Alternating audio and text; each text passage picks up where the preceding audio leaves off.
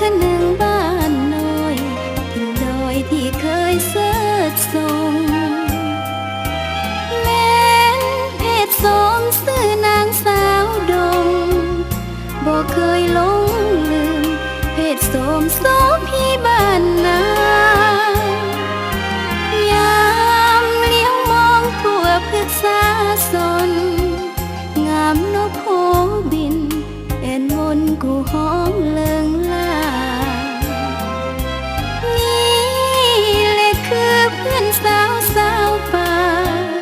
แต่ข่าวน้อยมาข้าจึงคะนึงบ่ไหวถึงภาคไกลก็จำใจนี้หวนคะนึงทุกทีบ่อยากจากลานี้ไกลแม้นจากไกลก็ไปเพียงกายส่วนห้องหัวใจบ่ไหว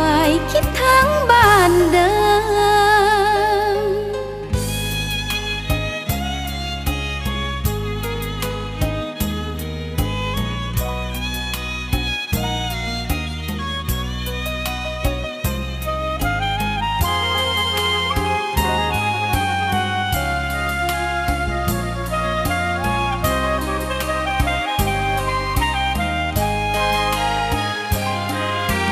ยา